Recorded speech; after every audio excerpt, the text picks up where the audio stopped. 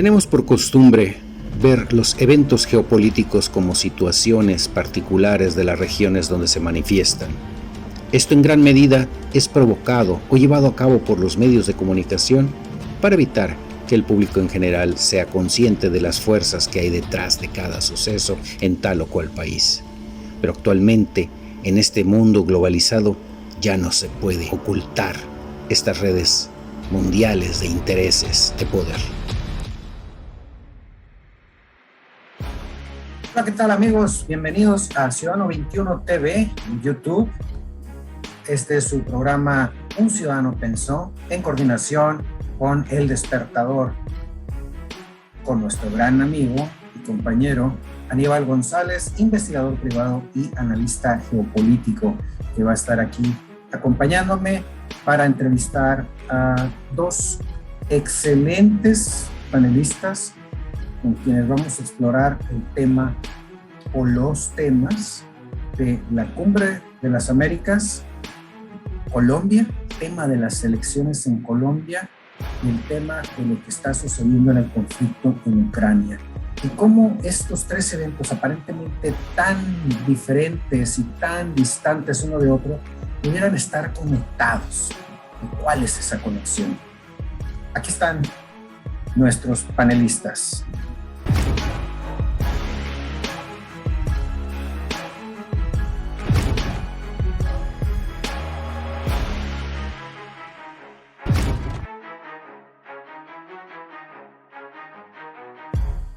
Aunque la Cumbre de las Américas ya se dio por terminada, los ecos de lo que ahí aconteció continuarán reverberando durante tal vez varios años. De igual manera, el cambio de dirección de la política de Colombia en vista de sus procesos electorales parte del mismo hilo conductor de las fuerzas que están detrás de lo sucedido en la mencionada cumbre, que debería de haberse llamado Cumbre Latinoamericana.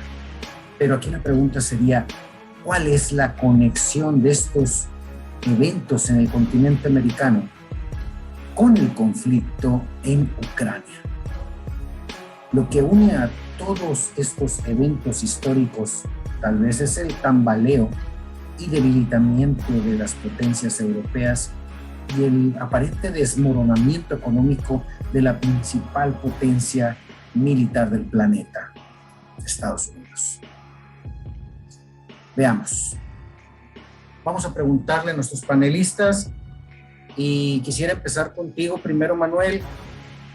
Lo sucedido en la Cumbre de las Américas, ¿fue simplemente una casualidad entre los países que asistieron y los que no lo hicieron, o fue un plan orquestado?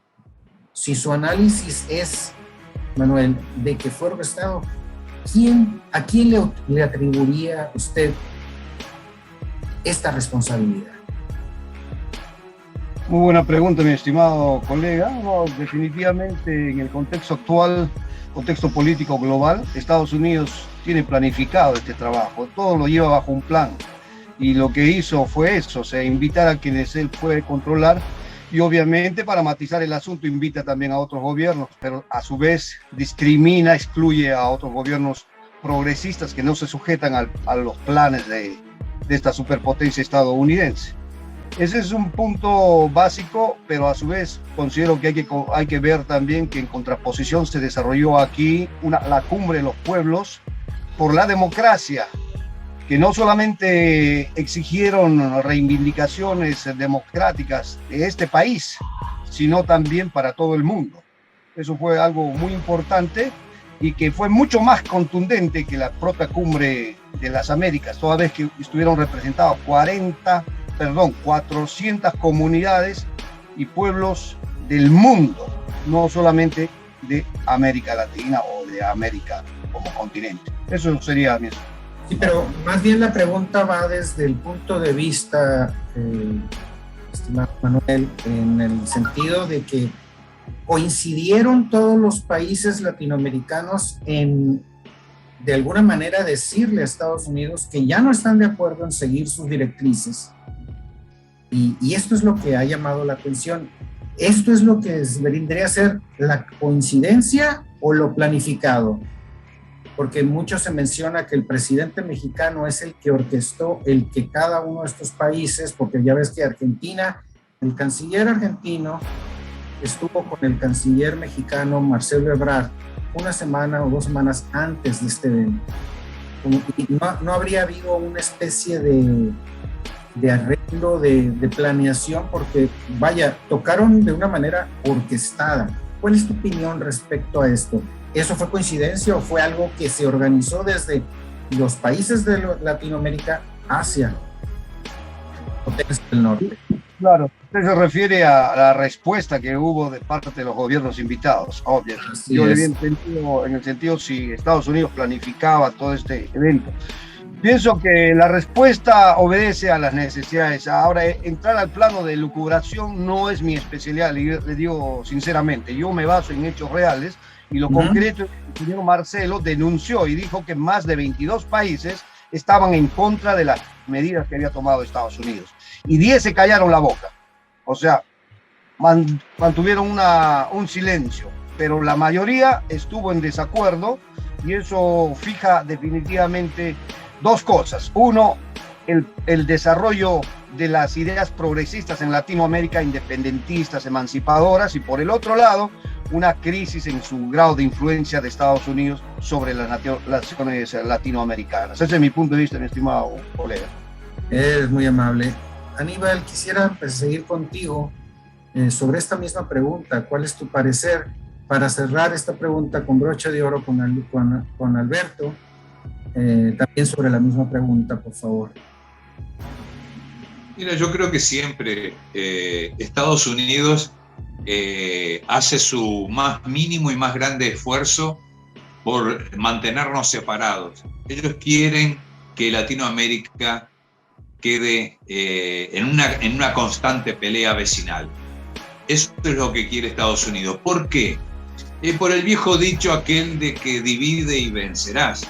El claro ejemplo lo tenemos con Colombia, ¿no? Colombia, que es la punta de lanza de la OTAN y del gobierno hegemónico de Estados Unidos, indudablemente está siendo utilizada y no sé si seguirá siendo utilizada o no.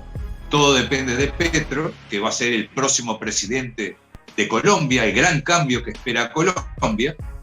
Pero también hay cosas que lo van a sujetar también un poco a Petro y sabemos que va a ser un poco difícil para él enfrentar esta situación. Son 7 bases militares, 4 de la CIA, en total 11 bases que existen en Colombia, cerca de las fronteras venezolanas, y indudablemente que eso está creado para poder separarnos, para poder dividirnos. Cuando hablamos de juntarnos, cuando AMLO habla de que o todos juntos o nada, es un mensaje bien claro, indudablemente, ¿no? También, lógicamente, tenemos que entender la posición de algunos de los países que cedieron. Creo que vamos a pensar que lo hicieron de forma colaborativa con el resto de los países que no consiguieron llegar o no quisieron tampoco llegar porque los otros no entraban, como Cuba, Venezuela y Nicaragua. Que se sumó Bolivia, se sumó Uruguay, aunque indirectamente. Los países del Caribe también, ¿no? Sí, y también los del Caribe, sí, los países del Caribe también se sumaron, indudablemente. Pero digo que esos países que se presentaron, por lo menos pidieron que no se vuelva a repetir esta situación que Estados Unidos creó. Ellos tratan indudablemente de que nos peleemos entre nosotros. Esa es la gran idea que siempre se le ocurre a Estados Unidos, indudablemente. Alex, Alberto, por favor, ¿cuál es tu comentario? Sobre la misma pregunta, quiero redundar un poquito, alargar un poquito en esta parte, porque considero que es fundamental el hecho de que yo en lo personal percibo una unión o un plan detrás percibo algo que se está moviendo desde los países latinoamericanos hacia el país de Norteamérica, Estados Unidos, ¿no? Entonces, Por eso me llama un poquito la atención. Quiero escarbar un poquito más sobre este punto. Quiero ver qué otra cosa ustedes perciben. Sé que en algún momento entramos en la parte de las, se me fue la palabra, de las elucubraciones, o que empezamos pero hay que atar ciertos cabos. También hay que hacerle un poquito al detective, porque obviamente no podemos tener toda la información, pero algo podemos unir. Alex, ¿qué me dices sobre esta? A mí se me hace que es un punto importantísimo todo esto que sucedió en la cumbre de las Américas. Sí, yo creo que el fracaso de la cumbre de las Américas pro intereses de Estados Unidos ha puesto al descubierto, por un lado, una reconfiguración del escenario político a nivel mundial, en que prácticamente Estados Unidos como potencia imperialista pierde terreno, pierde credibilidad, y su llamado patio trasero comienza a ver su deslegitimación, también comienza a reaccionar sobre todo por la lucha incontenible de los pueblos en el marco de la soberanía, la libre autodeterminación, y como se ha venido planteando en la cumbre alternativa de los pueblos, basta ya de injerencismo, basta ya de seguir pues viabilizando un conjunto de políticas en desmedro de Latinoamérica, de los pueblos. Y en ese sentido creo yo, estimado Gustavo, que efectivamente esta cumbre de las Américas, que ha llevado un sello estrictamente neoliberal, lo ha hecho Estados Unidos con el propósito de recuperar su llamado patio trasero, porque no olvidemos que en las últimas 3 décadas, para ser exacto, como que China la desplaza económicamente, no solo de América del Sur, sino también del centro. Hay una especie de resurgimiento de gobiernos que se le paran al frente y dicen basta ya de las políticas imperialistas, que no son por si acaso 2, 3, sino cada vez se van sumando, y en ese entendido estamos viendo, por ejemplo, la determinación política del gobierno nicaragüense, que está dando vía libre para que tropas rusas de una u otra manera puedan tener asesoramiento y acompañamiento en algunas cuestiones de carácter político-militar.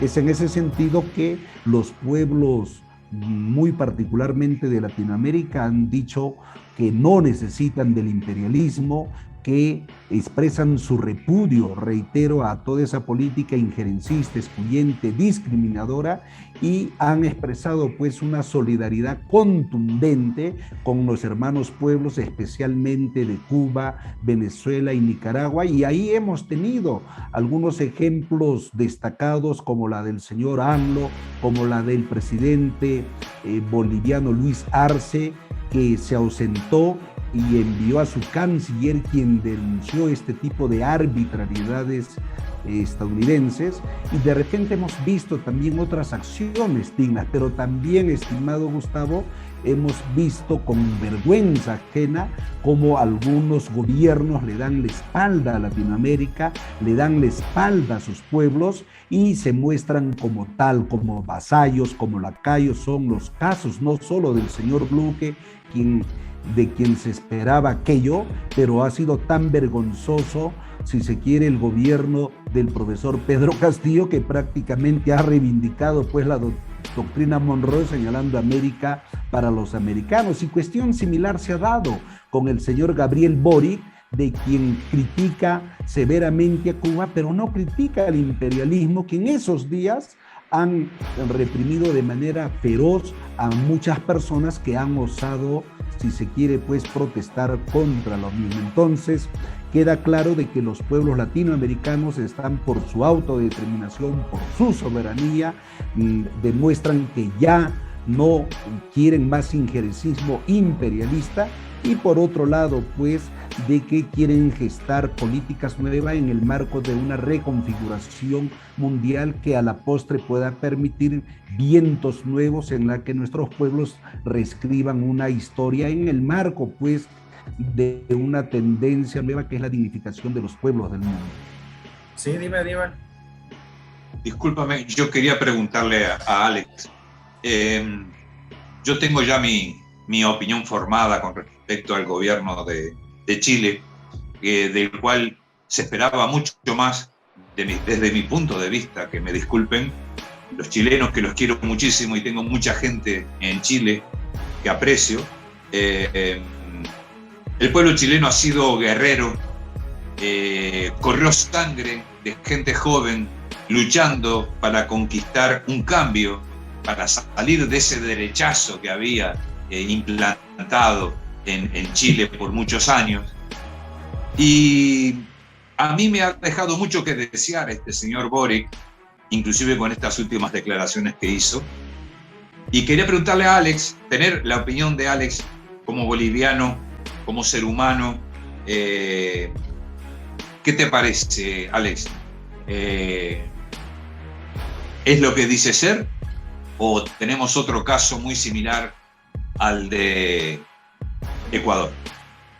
Yo diría, estimado Aníbal, que lo que se viene ventilando allá en Chile en lo que concierne no solamente el gobierno de Gabriel Boric y su consejo de ministros, sino incluso altos funcionarios, que muchos de ellos vienen pues de la generación de lucha estudiantil a nivel de educación secundaria y universitaria del 2010-11. No olvidemos que el señor Gabriel Boric es egresado de la U de Chile. No olvidemos que su ministra, la señora Camila Vallejo, también es egresada de la U de Chile, Universidad Estatal. Ambos fueron líderes nacionales que de una u otra manera tuvieron mucho que ver con esas exitosas luchas estudiantiles que desembocaron pues en lo que conocemos como la revuelta, la lucha popular, que entre otras cosas ha permitido pues una convención constituyente. Pero fíjense, solo dos cositas. Lo primero es que estoy de acuerdo con la percepción de Aníbal de que Gabriel Boric puede resultar otro Lenin Moreno. No olvidemos que en política se dice que la política es la práctica o el criterio de la verdad, e incluso en términos bíblicos, por sus obras los conoceréis. Ya hemos visto que el señor Gabriel Boric planteó una serie de reivindicaciones electorales, como por ejemplo, una de sus prioridades iba a ser elevar el salario mínimo legal, considerando que Chile es uno de los países más caros de la región y en el que permanentemente hay una mayor depauperación de su economía, y eso afecta enormemente a las masas, y no ha elevado lo que comprometió a hacerlo.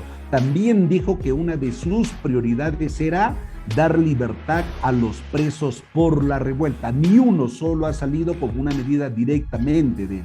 Pero por otro lado, sus discursos y sus prácticas políticas están apegándose más a ese imperialismo decadente que hoy por hoy está cada vez más desconectado de nuestra América profunda, para otros de la patria grande. Pero también, estimado Aníbal y público, fíjense, Camila Vallejo, miembro del Partido Comunista de Chile, ha tenido la sinvergüenzura de decir que son un gobierno de centro izquierda o centro derecha. Es decir, que no se puede esperar prácticamente de ese gobierno nada para ese querido pueblo muy batallador, porque ellos están demostrando de que van a ser los sepultureros del neoliberalismo, así como les implantaron allá a sangre y fuego con ese gobierno genocida de Pinochet y compañía. Gracias, Alex. Respuesta excelente. Y me quitaste la duda que tenía. Gracias. Adelante, Gustavo. Mira, dentro de todo este contexto, quiero retomar la parte que comentabas, Aníbal, de la parte de Colombia. A mí se me hace algo muy importante. Mencionaste tú, estamos hablando de 7 bases sí, armadas de Estados Unidos, y yo lo que yo no sabía, y ahorita me vengo enterando, es de 4 adicionales de la CIA. Estamos hablando de 11 bases. Entonces estamos hablando de que casi en el centro de Sudamérica tenemos a todo el Comando Sur. Realmente es la sede del Comando Sur, está en Colombia, no está en Florida, está en Colombia, realmente. no. Los prácticos, ¿no? Y tenemos otra en la Amazonia. Otra en la Amazonia, exactamente. Entonces, dentro de ese contexto que se está viviendo ahorita, de ese, vamos a llamarle, despertar de las naciones latinoamericanas, que se le puede decir que a partir de la cumbre de la OCDE y en remate con la cumbre de las Américas, podemos hablar de que es la arrancada de un plan latinoamericano para quitarse ese yugo, pero es importantísimo dentro de ese contexto el tema Colombia, por lo que me estabas comentando. Entonces me interesa mucho saber qué es lo que puedes comentarnos, Manuel, cuál es tu percepción de esto, del tema Colombia y el Comando Sur instaurado casi en el corazón de América del Sur. Bien, mi estimado colega. Respecto al papel de Estados Unidos en Latinoamérica, o sea, no es una cuestión particular el tema de Colombia, hay que verlo en toda su integridad.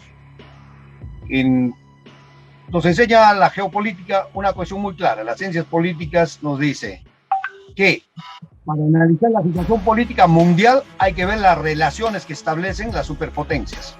Y Estados Unidos, la relación que ha establecido en Latinoamérica, y particularmente en Colombia, es claramente la injerencia. Todas sus garras están metidas ahí. A partir de ahí nosotros podemos analizar toda su estrategia política, militar, económica, inteligencia, comunicación, todos los derivados, y cada uno de ellos tiene detalles para desarrollar. Pero lo central en este tema es que tenemos que ver que justamente ahí está el meollo de su columna vertebral de la injerencia norteamericana en Latinoamérica. ¿Qué quiere decir? Están sus fuerzas armadas. Pero estas fuerzas armadas no van solamente con fusiles, sino principalmente va con todo un sistema de organización que se llama la inteligencia operativa. Y esa inteligencia operativa no solamente maneja las 8, 10, 12 bases que se puedan reconocer oficialmente en Colombia, sino tiene todo un sistema de organización, un sistema de dirección vertical, y que tiene presencia no solamente en Colombia, también en Ecuador, y bien metido en mismo Venezuela también tiene agentes infiltrados, y obviamente Sudamérica y en el Perú, obviamente en diferentes niveles. Para analizar profundamente podemos hacerlo con datos bien investigados, obviamente, pero lo que sí tenemos que tener claro es que Estados Unidos tiene sus garras bien puestas en Colombia. Desde ahí es donde se define prácticamente su presencia. Si se golpea en ese lado, se debilitará profundamente. Es importante por eso que las fuerzas progresistas ganen las elecciones en Colombia y así poder ir aperturando espacios democráticos. Ese es mi punto de vista, mi estimado colega. Si me permite complementar, estimado Gustavo y Aníbal. Fíjense, adelante. Aquí en Bolivia, con el triunfo popular del expresidente Evo Morales, estamos hablando allá enero de 2006, se viabiliza también producto de la lucha popular, una asamblea constituyente con y para el pueblo que, producto de aquella, germina pues una constitución política del Estado plurinacional que es interesante. Y fíjense, entre algunas determinaciones es golpear esa política injerencista del imperialismo estadounidense. Se expulsa a las bases militares yanquis aquí en Bolivia. Se expulsa a la DEA. Se expulsa a USAID, y así como ellos nos piden visa para entrar a Estados Unidos, simbólicamente Bolivia dice entonces que los estadounidenses también ingresen con un trámite de visación, es decir, les devolvemos la monedita. Pero como muy bien lo acaba de decir Manuel, aún así el imperialismo tiene pues sus agentes encubiertos, y en las últimas semanas el expresidente Evo Morales, quien tiene mucho activismo político y sigue siendo el máximo dirigente de las 6 federaciones de campesinos cocaleros allá en el corazón de Bolivia, vale decir en Cochabamba, está denunciando que habría presencia de la DEA en territorio boliviano, que filtra información básicamente para desprestigiar al gobierno y, si se quiere, pues achacarle de que está metido con el narcotráfico. Entonces es un elemento que hay que tomar muy en cuenta, porque lamentablemente pues el imperialismo estadounidense, enemigo principal de los pueblos del mundo y la nación más genocida sin la menor duda, está presente de una u otra manera en nuestros pueblos, y eso conlleva estar en una vigilancia constante para impedir sus planes macabros. Eso quería complementar. Muchas gracias, Alex, muy amable. Aníbal, quería que comentaras tú también sobre este punto, extenderte un poquito.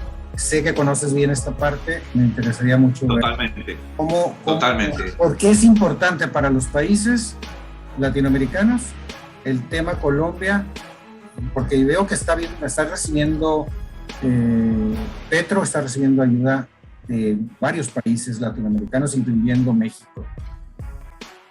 Coméntanos, por favor. Gustavo, Alex y compañero también, de acuerdo a la tarea que desempeñé durante muchos años en la seguridad, me hizo tener contactos por el mundo en los cuales uno tiene conversaciones que lógicamente algunas no pueden ser públicas, pero vale como información y como conocimiento.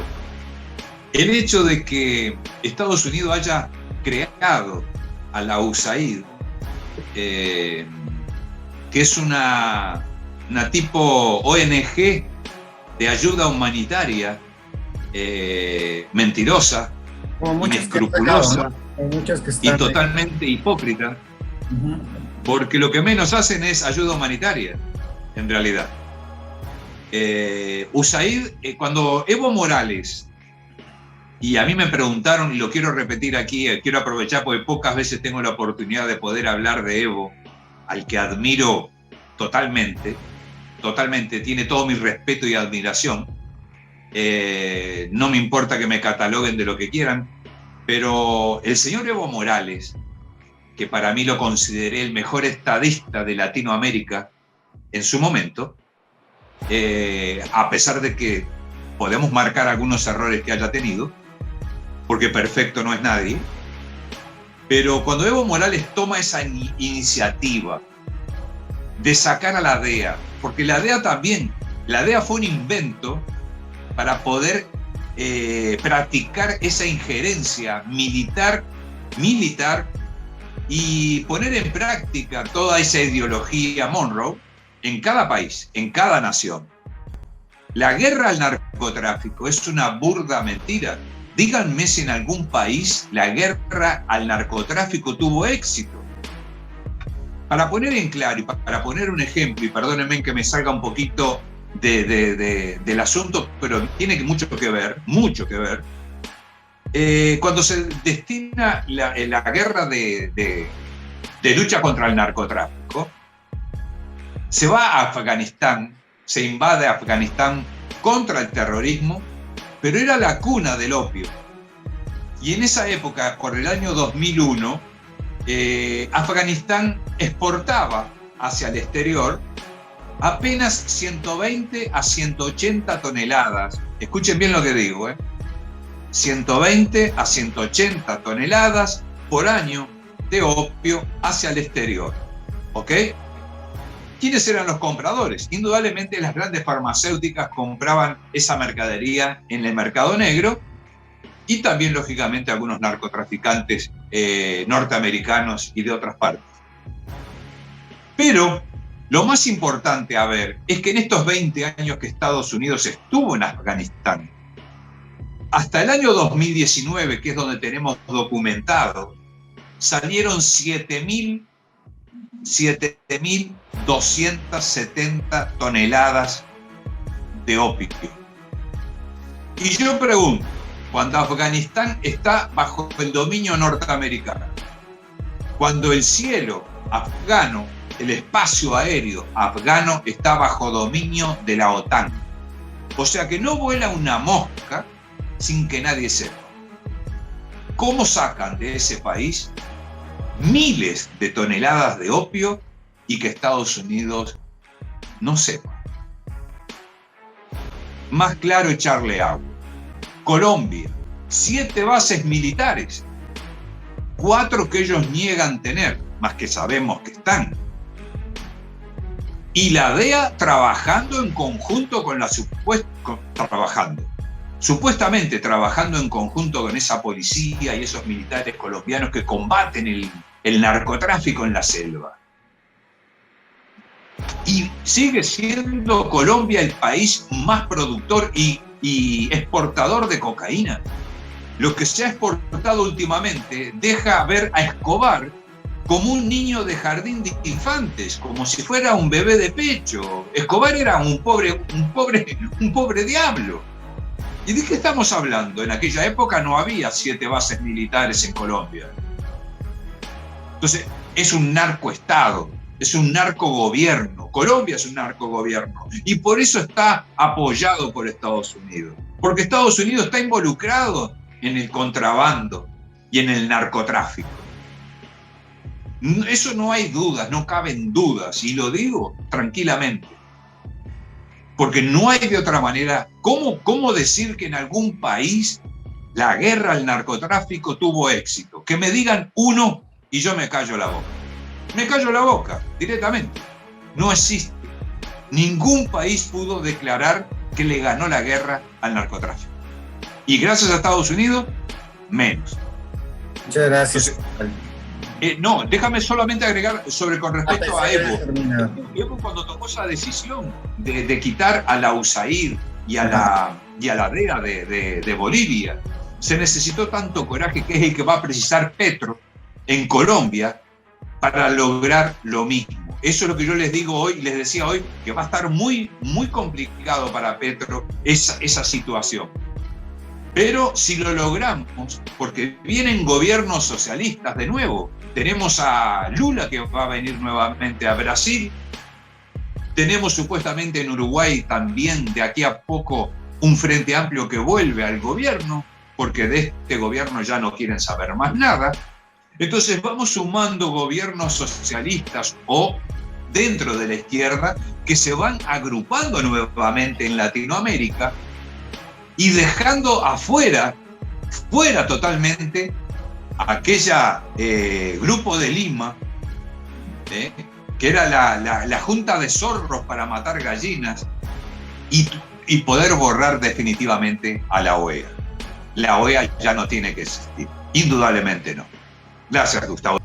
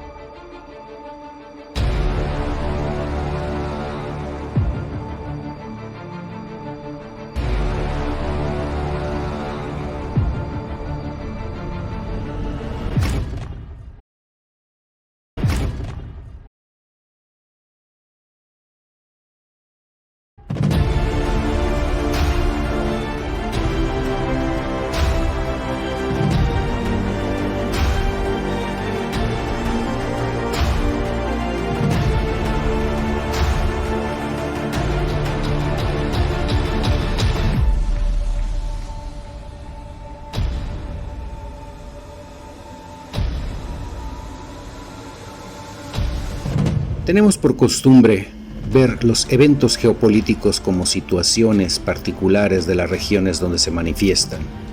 Esto en gran medida es provocado o llevado a cabo por los medios de comunicación para evitar que el público en general sea consciente de las fuerzas que hay detrás de cada suceso en tal o cual país. Pero actualmente, en este mundo globalizado, ya no se puede ocultar estas redes mundiales de intereses de poder.